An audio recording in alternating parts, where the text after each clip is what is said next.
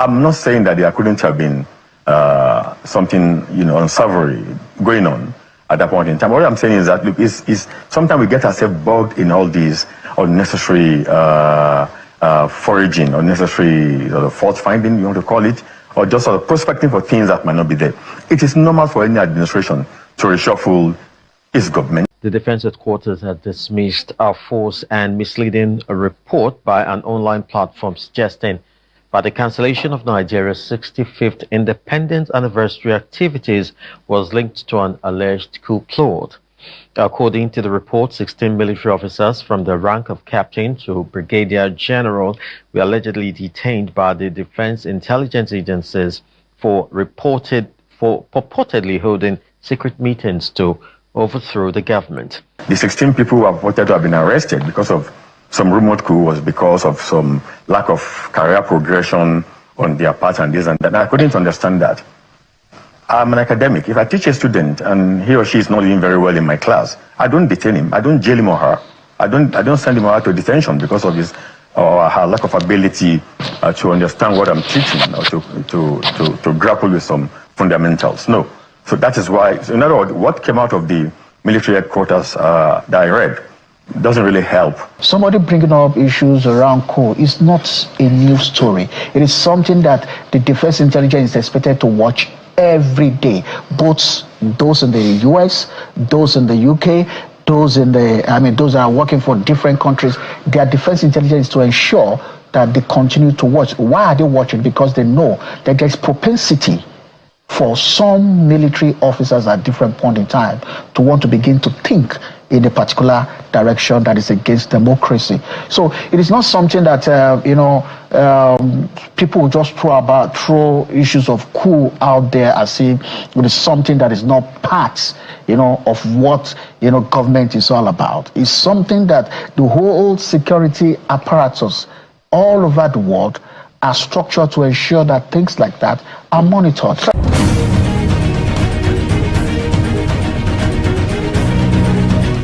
It began as a whisper, soft, uncertain, like a secret escaping the lips of a frightened insider. By morning, it has spread across Abuja, across news corridors, through WhatsApp groups, news corridors, and the echoing barracks of the Nigerian army. A coup, an alleged attempt to overthrow President Bola Ahmed Tinubu. The headlines came fast. 16 officers arrested, plots uncovered, Independence Day parade cancelled, fear ripped through Aso Rock. But before the dust could settle, the Defense Headquarters released a stern statement denying everything. No coup, no plots, no panic. So what really happened? Was this simply another social media illusion, or something deeper, darker, and more deliberate? Because in Nigeria, rumors don't just appear, they are planted. And every planted story carries a message, and that is what we are about to uncover in this video. This is the story of the coup that never was, or perhaps a warning shot.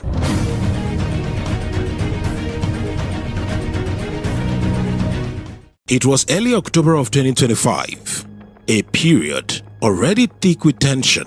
Economic hardship was biting deep. The naira was in free fall. Public anger against Tinubu's reforms had reached a boiling point. Then came the rumor.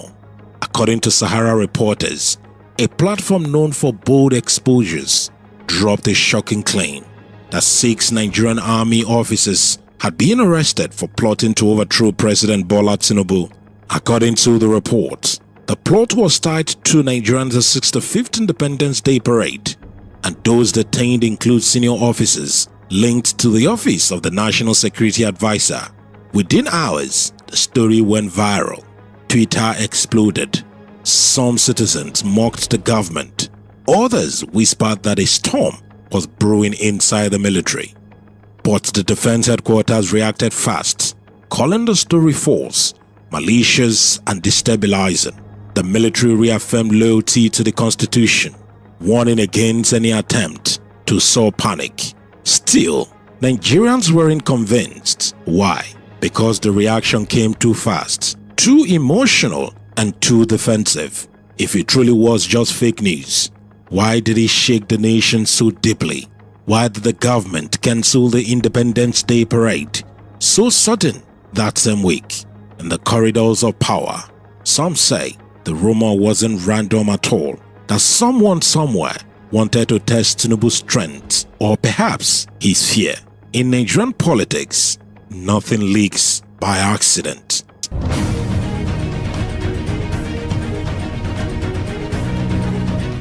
To understand this mystery, we must ask the oldest question in politics: who benefits?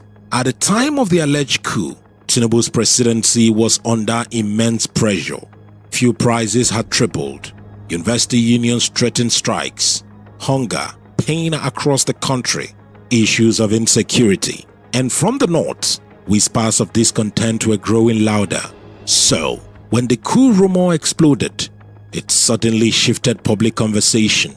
No one was talking about the hardship or insecurity. All eyes turned to the possibility of military takeover. Was that coincidence or strategy? Some analysts believe that the coup scare may have been a distraction tactics, a way to redirect public anger, unite the political class behind Tinubu, and justify tightening internal control. Think about it. When a leader faces too much civilian criticism, what better way to silence dissenting voices than to invoke the fear of soldiers? But there is another theory, even a darker one, that the coup rumor wasn't just about distraction. It was a loyalty test, a signal planted to see who would panic, who would speak out, and who might secretly celebrate the idea of Tinubu's fall. Inside the barracks, phones were quietly checked, meetings monitored, and names written down. Because in Nigerian politics, every rumor is also a census of loyalty. Whether fake or real, the coup talk became a mirror, showing Tinubu who stood with him and who didn't. A retired colonel told a journalist, "The government doesn't need a real coup to start a purge. It only needs the rumor of one."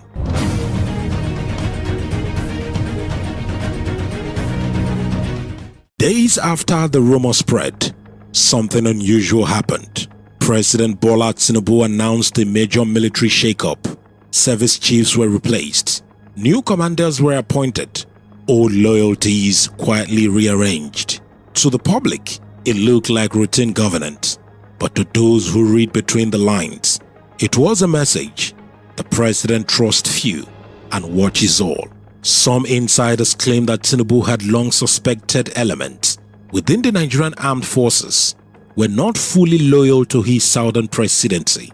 Some senior officers still hauled from the north, a legacy of decades of northern control over the military establishment. The coup rumor then provided the perfect cover, a reason to reshuffle without raising eyebrows. Tinubu, ever the strategist, seems to have borrowed from the same playbook of the past: replace, reshuffle, and reassert control under the guise of security necessity.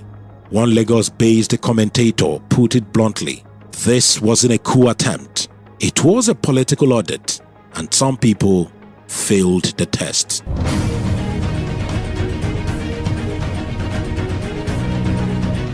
While the public debates whether there was a coup or not, something else was happening behind the scenes. A quiet power struggle within Aso Rock itself. Sources close to the presidency suggest the coup rumor may have originated not from the military, but from a leak inside the presidency, possibly between rival intelligence factions.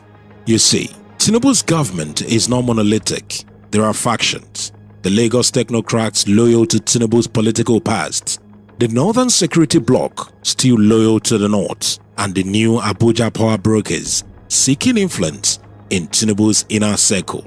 Each side watches the other. Each side leaks information when it suits them. So when the coup rumor broke, it wasn't just the military being tested, it was Tinubu's own circle that was also being tested. One narrative suggests that a faction within the intelligence community leaked the story to expose moles and observe reactions, a kind of a psychological operation meant to reveal who was talking to the press, who was feeding anti-government narratives, and who might be planning something bigger. But others argue that this was retaliation, an insider trying to embarrass the presidency to show the world that Tinubu's control is weaker than it appears. Either way, the coup story became a battlefield of information warfare, a chess game of leaks and denials, played not just by soldiers but by strategists.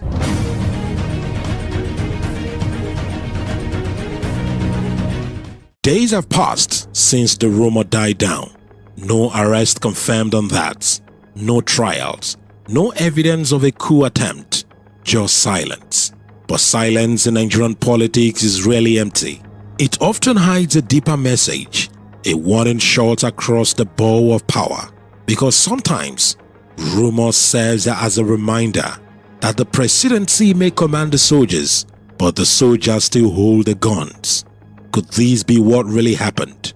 A coded message from the military establishment to Tinubu: respect the balance or risk losing it. Nigeria's democracy has survived for over 2 decades, but the ghost of 1966, 1983 and 1993 still haunted. The barracks remember, the streets remember, and power in Nigeria always walk with one eye on the man in uniform. For Tinubu, the coup that never was may have been more than a rumor. It may be a reality check, a reminder that even a civilian president, no matter how powerful, rules only by the patience of the forces around him. The defense headquarters may deny it, the presidency may laugh it off, but beneath the surface, a message has been sent and well received.